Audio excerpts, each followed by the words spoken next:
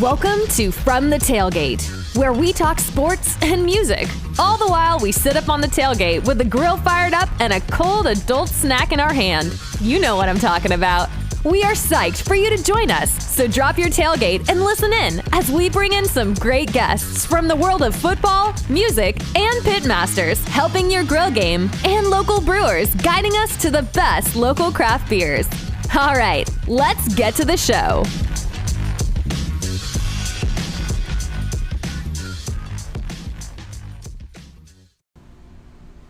Okay, we are back in the saddle again.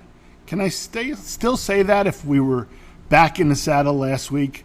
This is our first 1 hour length show, so I'm going to go with it again. Back in the saddle again. I'll probably put that Bon Jovi song on here just to honor that. Anyway, we're here, show 2. I want to thank everybody for all the love, either on social media, people who downloaded the show and listened to it, all the great feedback. I learned so much from y'all. I really, really appreciate it. The environment continues to be a little bizarre. I really don't have any other way to put it. I wish we weren't under the circumstances we are, but here at From the Tailgate, Cliff, Joe's going to join us here in a little bit. We're not into all that stuff. Again, it's tough to live in an environment like this when you're not part of that environment.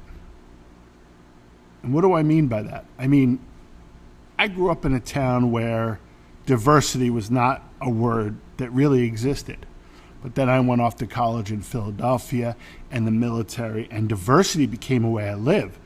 When you play football, diversity is a huge deal, but nowhere near as much as the military. For a serviceman who gets deployed and is out there fighting for freedom of this country, for his life, he's relying on all walks of life, all colors of skin. I just don't get what's going on in this country. We were built on together. And I know it doesn't sound like more than a poster, but that's the truth. So I hope we all find a way this week. After the show, go find a way to be together. It'd mean the world to me. Tweet it out to us. Let us know what you did. Let us know how you did it. We don't want to have all this business going on. It is crazy. That's enough of that. Okay, on a good note, we've got sports coming back for real. Don't get me wrong. Again, love NASCAR. Love what NASCAR is doing, despite the fact it's been meddled with all of the stuff going on in the world. But basketball, as of this hour, when we're recording, is coming back in Orlando. It's going to be awesome. I'm going to swallow basketball up like I never have before. Baseball, spring training, July 1st. I saw a picture the other day of Fenway, and all I could think of is, I miss the cathedral. I miss the smell. Just let me go sit in the stands and smell the grass and watch it grow, and I'd be happy. Sounds crazy, but that's where I'm at on it. Football, little bit of a bump in the road. They canceled the Hall of Fame game. Don't blame them. A little premature. Let's keep these players safe, keep things moving forward. They seem to be on schedule. So from a sports standpoint, we're going to move forward somehow, some way. So baseball, basketball, no fans. NASCAR had 5,000 fans at Talladega. Now, mind you, that place probably holds 100,000 people, but 5,000 lucky people got to go watch what was a really good race. And I bet those 5,000 people tailgated like there was no tomorrow. I know I would have if I had been able to be there. But I wasn't, so I watched it on TV. It was great. What an incredible ending. I never saw a guy, and I'm not a NASCAR aficionado, end a race in third place while he was in the middle of being spun around in a circle. I think his back end came across faster than his front end on the car. It was incredible to watch. If y'all saw it, you know what I'm talking about. For this week, that's pretty much the end of our sports. That's the sports wrap. We're psyched for football. Baseball and basketball are coming back. Let's pray that all this COVID nonsense gets itself in order and we can move forward accordingly. Again, if you missed last week's show, so important to say this out loud. No matter what happens, what football looks like, we're going to tailgate. We might tailgate in a field with a blow-up big screen with everybody's trucks parked 6 feet away from each other, but we're going to tailgate. That's a promise. And we're going to enjoy each other in the way that only you can do in tailgating. Music. Most of the tours have been moved to next year. I'm kind of okay with that. It's hard to maintain the distancing that we require currently at a concert. In fact, I think it's almost impossible. I did see something funny on Twitter yesterday that I want to bring up. I have a certain amount of artists that I have not seen yet that I really want to see. I wanted to see Van Halen with Sammy Hagar. I had seen them in the past with David Lee Roth, had not seen him. And he was talking about how he misses touring so much. And it kind of felt akin to me and football and tailgating and what life's about, how much we miss it. And he was joking about him and Kid Rock touring this summer. I felt it necessary to send out a tweet in response to that. I said, if in fact that tour happens, which it won't, but in fact if it does, you can count my sorry ass in. I will be there wearing a mask, doing whatever I need to do to get through the gates to listen to those two rock. Just a fact. So, COVID, no COVID, we're going to make great this summer. Absolutely great. Won't be normal. We're going to do it nonetheless. Grilling. My brothers, sisters, the nice folks at Ninja. They hooked me up this week. They sent us out to the show a Ninja Foodie Grill. If you do not have one of these, and I'm not being paid a penny to say what I'm saying right now, if you do not have one of these,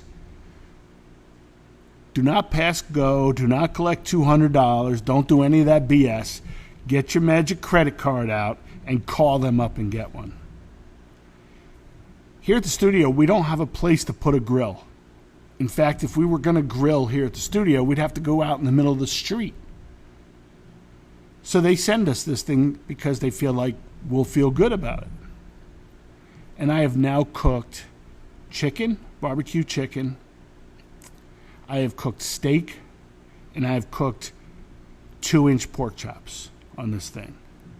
And hear me when I say this, nothing will ever replace cooking with wood on a grill.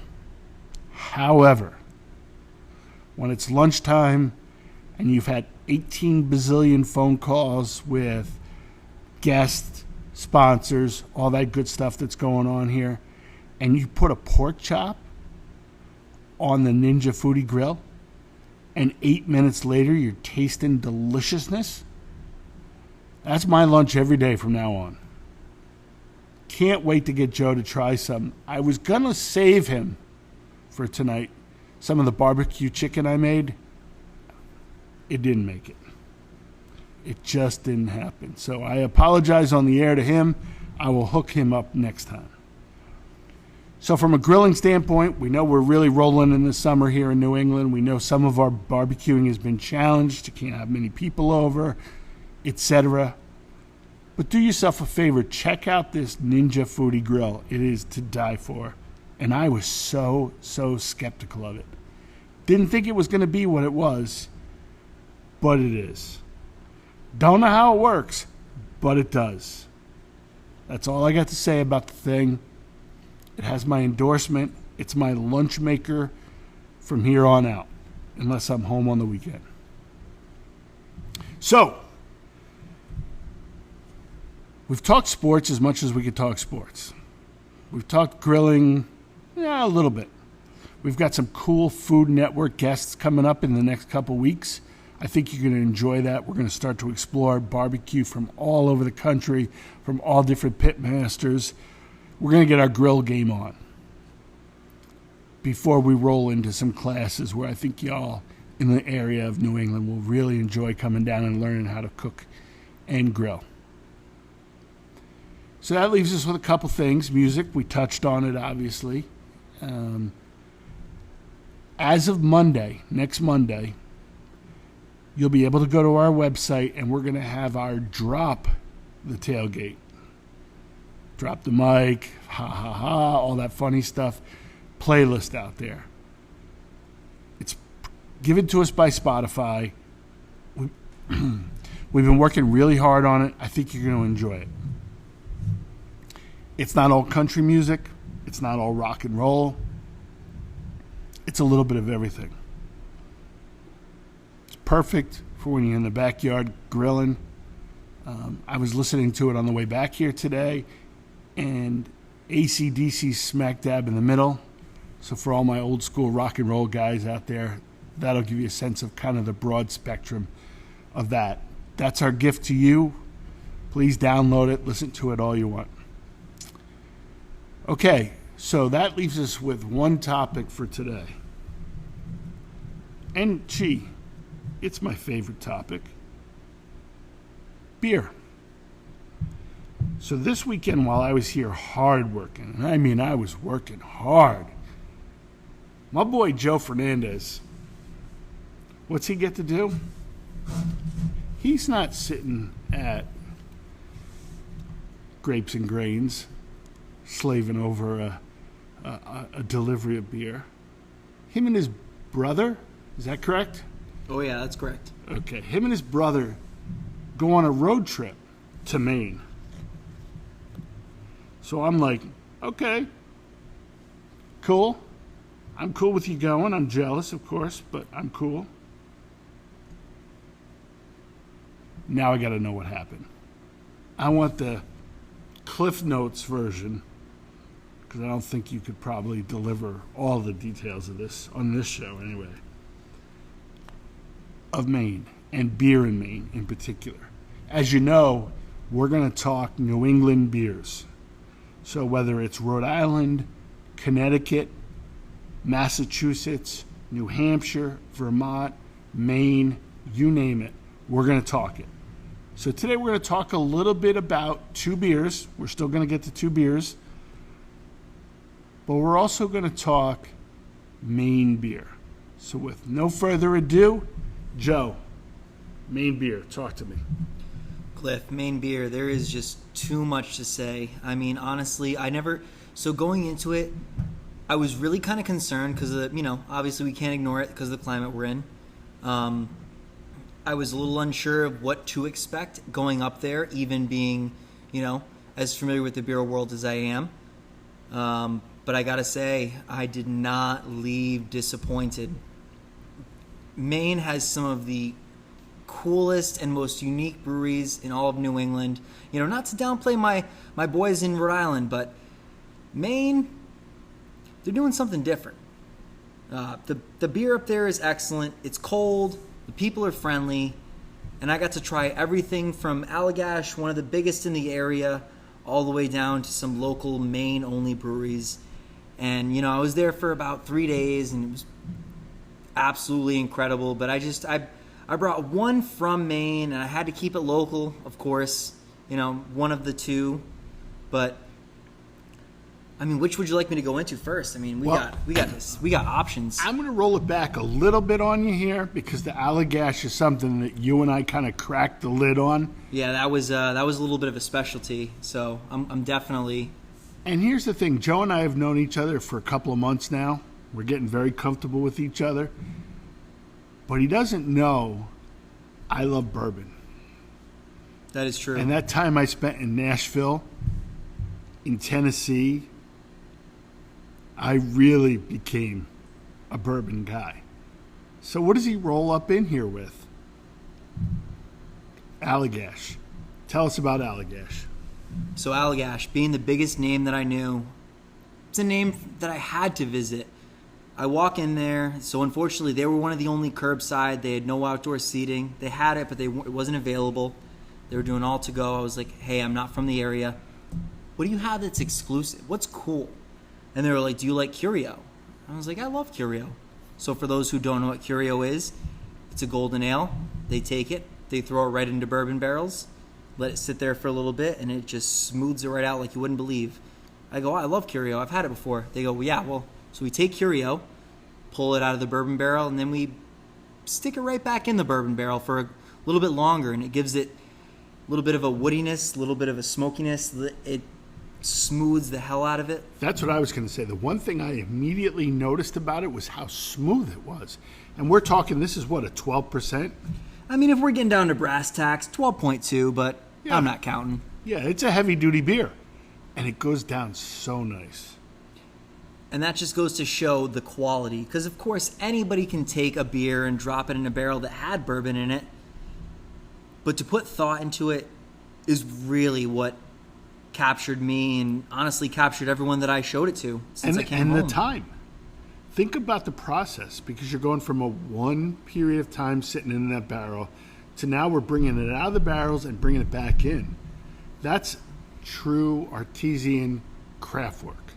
And I never got a chance to ask them, regretting the fact, but I wish I had asked them whether they had used new or older barrels, but they were very confident in the way they talked about this beer. They said it was going to be big, it was going to be bold, it was going to be smooth. Well, I'll jump in there just because I know a little bit about this from my Tennessee days. My guess, since I don't know Allagash in particular, is that they're in old barrels.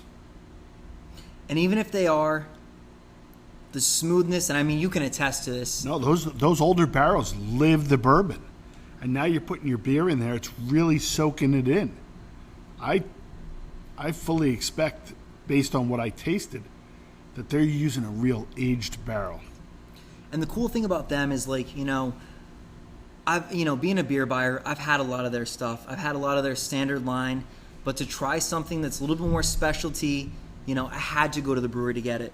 I had to dedicate that time just to know that it was worth it, to see the final result. That's what it's really about, isn't it? So we were talking about this before we came on with you guys. Based on everything that we talked about prior to this, we definitely think a road trip to Maine is in order. So we're going to go back to Maine. We're going to take our Jeep Gladiator as soon as it comes in. Thank you, Jeep. And we're going to roll up there in the Jeep, and we're going to see as many places as we can. And we're not only going to come back and talk to you on the air, but we're going to share as we go along on Instagram, on Twitter, on all social media. I had the opportunity to do the Dunkin' Donuts dash to Dallas a few years back for the University of Texas, and then we did it again when we went to the Sugar Bowl with the University of Texas. This is going to be the same thing, only beer-based. So there'll be less driving, for obvious reasons, and more visiting. But we're going to have a blast with it. Joe and I are going to be able to come back and really tell y'all what we found out. So let's keep rolling on Maine. So what else happened in Maine? All right, so we can't stay on the big guys forever. So there had been a beer that I brought in into my personal store for a little while. I'd carried it for a couple weeks. Did really well. Wanted to know a little bit more about it. So I stopped by Foundation Brewing, same area, Portland, Maine. And I grabbed one of the best examples of a Maine IPA I think we have. And I'm just going to give you that smooth crack right now, just so you're aware. We're doing it live. So right now, what you are tasting, Cliff, is the Epiphany IPA, and it is the epiphany of a Maine beer, dare I say. Did y'all notice he got my name right this week? They take two. So they market this as a Maine IPA. Very nice. It's kind of unique in the The sense... hops are different. Like, I can feel it like a grist hops. It's smooth. So what I like about Foundation, other than... So I got a chance to talk to the people from Foundation for a little bit. They're still doing the whole, like, takeaway, like, not really doing too much to-go seating. They are so passionate about their beer. You can just tell. It's a very typical New England style, just done in the best, smoothest, crispest, if that's even a word, double We just IPA. made it one. It's, we'll count it. At 8%, I don't think I've seen a smoother New England style for what it's worth. That's why I had to bring it on. It's good. It's going to be even better after the show. Oh, yeah. The second is always just as good, if not better, from what I'm told, than the first. Okay, so Foundation gets 4 or 5 beer mugs. We'll figure that out after the show, but definitely a good beer. What was that, like a 6-hour drive, 5-hour drive to where you were in Maine? An undisclosed amount of time, but we'll let it be 6 hours for the audience. Okay, so that means you stopped at a lot of places and probably don't know where you were. A lot of really solid bathrooms on the way there, really small bladder. We made it work. Bathrooms during COVID have become insane. See, as a guy, it's not as much because I have distance, which is cool. And that's my only saving grace, and that's the only thing I will say about it. But what I'm really excited to talk about is what's a little bit more local. Yeah, we're not even going there yet. I want to go back to the bathroom. Oh, no. Oh, man. Think about this. Guys in general have an easier life than women. All you women out there, I'm sorry, but it's true. You've got to sit down or hover, no matter what, in these public restrooms when you're traveling. So I'm going to tell a quick funny story about myself. So 803,000 years ago, I was married. And we went to Hilton Head Island in South Carolina for our honeymoon. For a couple of good reasons. One, we knew some folks that owned a condo there, and we were able to have a lot of quality time together right on the beach. Weather was beautiful. South Carolina people are amazing. So after 4 or 5 days of, doing that honeymoon stuff, we went to like their version of the outlet mall. And I had to go to the bathroom. And I'm not talking just a quick visit to the bathroom. I had that long visit. Oof. So my wife at the time, now my ex-wife, she's awesome, but that's another story for another day. She put up with me for 17 years, God knows. Yeah, that. If we only had cameras going right now. One day. Yeah, one day at band camp. So so I had to go to the bathroom. No other choice. So she explained to me the process of hovering. And I said, okay, I could do that. And yet again, this is where I embarrass myself. So it's 90 degrees out. I go into this public restroom. It's hot. I don't want to be in there. And I'm going to hover for the first time. Long story short, when you hover, at some point, you get a little weak in the knees. And the floors in these places are typically wet. When I tell you this happened, it's with pure shame. My feet slipped backwards and my head propelled forward. Oof. And I hit my forehead on the stall to this gross bathroom. I almost fell on the floor. I didn't, thank goodness, because Lord only knows what was going on down there. But I survived it. I washed up real good, obviously. And I come out of the bathroom and I look at her and I say, I am never hovering again. And she goes, huh. And she looks at my forehead and there is a welt on my forehead the size of at least a ping pong ball. So, moral of this story is if you're going to Maine and you're going to drink a lot of beer, do not hover. That is a gift that is given to women. Guys cannot do it. Didn't think you were going to talk about that today, did you, Joe? No, but luckily for me, I came back unscathed. Both ways. Both ways. Oh, that was an unbelievably embarrassing situation. But you live to tell the tale, right? Yeah. And she still stayed with me for 17 years, so you go figure. You go figure, my friend.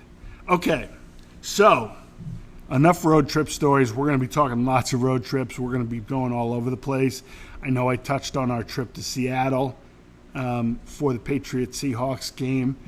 I have a young lady out there who's a huge Patriots fan, and she hits us up on Twitter from time to time, and she's going to be our, for lack of a better word, host out there.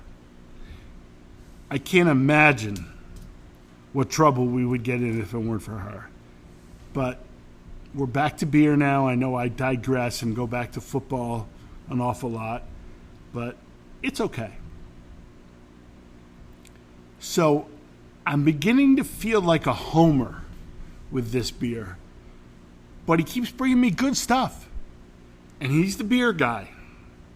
So my boy Joe rolls in today, and he's got Proclamation again, Double India Pale Ale, KDA. Talk to me, brother. I mean, last week we had Proclamation. I had to tickle your feet with the flummox. You know, it's a good Pilsner. It's a beer they're not known for. Which we ran out of that night. Almost immediately. Yeah. So now something we're going to, hopefully sip on a little bit more. Something with a little bit more weight. Something a little more body. Something that's got that booziness that a lot of New Englanders just die for. The KDA. It's Proclamation. It's an ale. But it's not exactly what you think. So, Proclamation being an East Coast company, you imagine this big haze bomb, like juicy New England style. And don't get me wrong. But that is their beer. That is their sweet spot. Oh, that's their bread and butter. Right. This week, I brought in a double. It's a nice compromise. It's East meets West Coast. You're going to get a lot of those really cool citrus notes, but it's going to be rounded out by some really cool tropical stone fruit, pineapple, melon. So for our listeners who are graduating, talk to me about this whole East Coast, West Coast thing. What's the difference? It's always an East Coast, West Coast battle. I mean, we can't avoid it. East Coast, when you're thinking a New England IPA, you're thinking hazy, you're thinking juicy, you're thinking citrus. West Coast, totally different fiend. You're going to think more resinous, that hop bitterness, that bite that you get at the end of a beer. You're going to get more of those tropical stone fruits that are a little bit more indigenous to the area or just exported to the area, or import, I should say, to the area for the flavors. And I think this is a really nice combination of both. Especially in a double that's sitting at 8.8%, which is nothing to sneeze at. No, for sure. Well, we're still here talking. Crack the damn thing. I mean, let me just get nice and close. Let's do this on the first try. A thing of beauty. Absolutely. And if you don't mind, I would like to take the first taste. I'm going to steal this from you. Whoa, wait a minute here. I just got to make sure it's good for you. You know, I got to give you. You go ahead. I'll even waterfall it for you. No, you really go first. He just drooled beer down his chin. Oh, man. He's such what a a rook. drool it was. So, like I said, it's got hops, it's got bitterness, it's got tropical fruit. I'm going This is glass. nothing crazy. Well, you civilized Texans like to do things a different way. No, I was being polite I like to drink it now. right from the can. So do I, and that's a whole different show. We'll save that for, I don't want to say next week. I don't want to, pigeonhole us, but we'll save that one. Yeah, but definitely a good conversation. Let's get some feedback. It's not the flummox. Definitely not the flummox, and I'm not a citrusy guy. So here's what I like about this. It's exactly like Joe said. It's kind of a crash between the two. And it's a nice crash. I can sense and my palate can taste the fruit, but it's not that overwhelming fruity flavor. If I want Fruit Loops, I'll have them for breakfast. So and that's very not nice. what they're going for here. No. Not at all. This is a beautiful, beautiful tasting beer. The nice thing I like about it, and it's cool that you poured it into a glass, you can see a little bit of that haze. You can't see quite through it. It's not that gloop glop, New England style citrus bomb. You got flavor, you got complexity. Tell me what fruits you think are in here. And I'll tell you what I think I taste. I'll tell you. All right, so for me personally, I get like melon right off the cuff. Melon and pineapple immediately. You get those lighter citrusy fruits that you don't want right up front, but you want those as the complements. You want those as the things that complement that bitterness, that little bit of a bite that you get right at the end. It's that sweetness that craves that next sip. It's Brock. I immediately thought pineapple, and I didn't know till now. The pineapple in that is really nice. It's faded, for lack of a better word. It's not like you're drinking pineapple, Which is good. but on my palate, I could sense it. Really nice. Now, I'm a peculiar dude. I like my beer as cold as possible. This is a little warmer because we just brought it in. I'm excited to try this when it's ice cold. I could see this beer as a great summer beer. It's got that flavor. It feels, dare I say, tropical without some sweet pina colada drink, because I just can't do that stuff, guys. If I'm mixing the beer out to something else, it's got to be a bourbon or a tequila drink. So this is going to be something I revisit time and time again this summer. I'm looking forward to it. So good move. I'm glad you brought this in. Aim to please. Right? And please you did. We're going to end the show now so I can go drink more. Just kidding.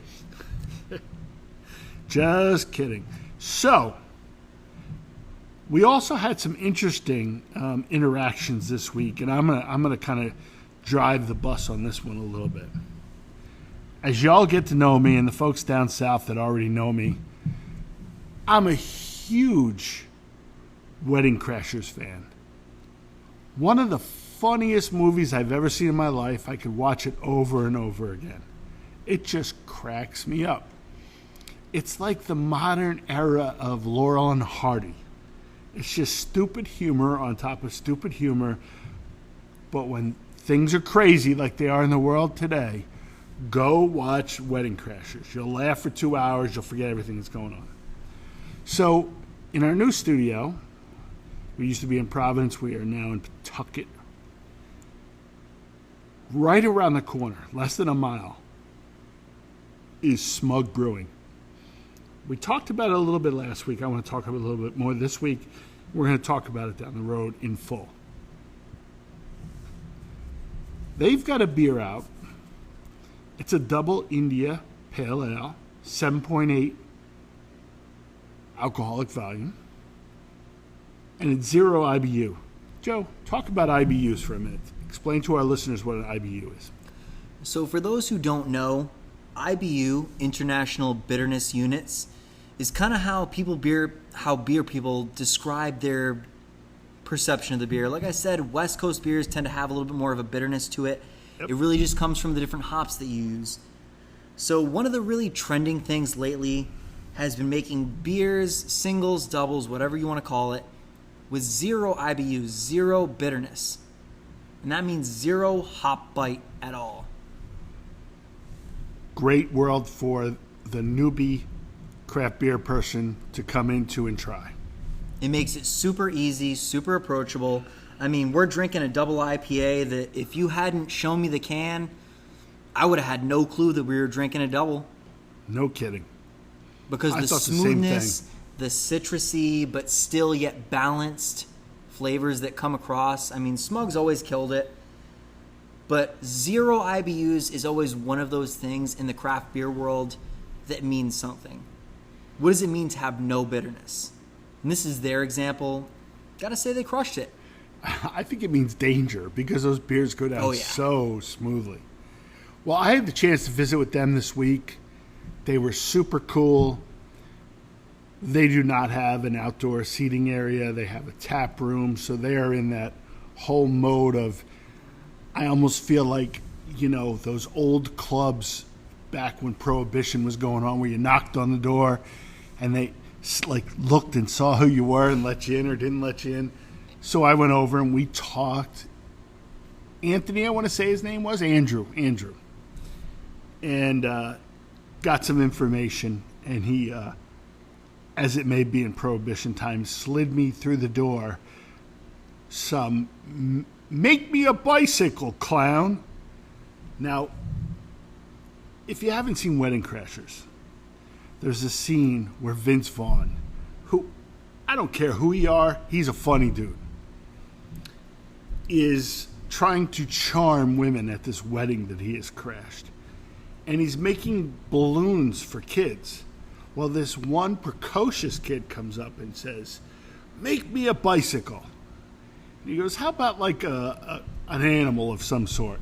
How about this? How about this?" He goes, "Make me a bicycle, clown." It's a funny scene in the movie. What did Smug do? They named their beer "Make Me a Bicycle Clown." So we've had Traderade wrapped around the New England love affair with Brady and Gronk going to Tampa. And now we have "Make Me a Bicycle Clown." These names are off the hook funny. It's great to have a great beer. It's great to have a great marketing tool behind a great beer. Now, if you have a great marketing tool and your beer stinks, somebody might buy it once. This is not that beer. "Make Me a Bicycle Clown" is phenomenal, people. Don't walk. Don't skip.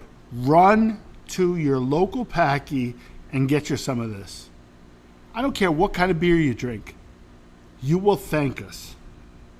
Love this stuff. We're going to get to know these folks down the road. We're excited for that. Joe's excited to go over there. We're trying to talk him into letting us work there for a day. We'll see how that happens.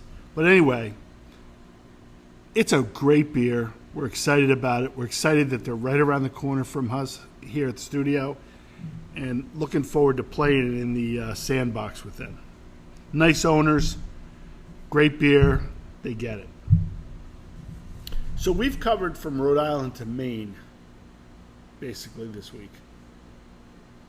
Oh, yeah. We've covered the spectrum. I think we got to do a little Massachusetts next time. We can make it happen. Yeah. We can definitely make it happen. I'm smelling Wormtown. Wormtown has always got something cooking. So I think you'll be very, very pleased with next week. Stay tuned for that. Because we are tailgaters and because Wormtown has a huge place in Gillette Stadium, I don't know what they call that mall up there. What do they call that outdoor mall? Oh, man, I've been out of state for a couple of years. Is it the Gillette Stadium Mall Is it Gillette? Whatever the case is, we're going to be spending a lot of time there. It's good to be friends with the brewery that calls that home. So we're going to go visit with them. We're going to keep you in touch with what's going on with Smug. We're going to talk a little bit more about what's happened with our trip to Maine and some more stuff down the road. Hopefully by next week we'll have a sense of what our tour, for lack of a better word, is going to be. That'll be updated on our website, social media, all that good marketing stuff. All you got to do is, regardless of what your social media favor is go to From the Tailgate. You'll see my ugly face and Joe's less than ugly face, but both bearded and wearing From the Tailgate hats tonight, I might add. Absolutely. Yes. And they'll be on our website. Boy, do I sound like Ronco on that one. They'll be on the website this week. They're pretty cool. We hope you'll take a look at them. More importantly, we hope you'll listen to the show. Next week's going to be a big grilling week. So if you're ready to get that grill fired up for 4th of July, you're going to want to listen in next week. Otherwise, peace out. Joe, any last words? Just keep on drinking. I don't know if that's a good one, but we'll work on it. Keep on drinking's not a bad one, that's for sure. It's for tailgating, man. I mean, it is the life. It is the life. Drink responsibly at that. Yes, there we go. All right, we're out. See you next week, y'all.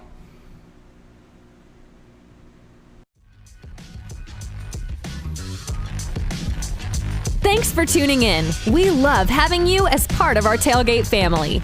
Until next time, follow us on Instagram and Twitter @FromTheTailgate. Or check out all kinds of cool stuff on our website, from grilling tips to music playlists, sports updates, and more. All at FromTheTailgate.com.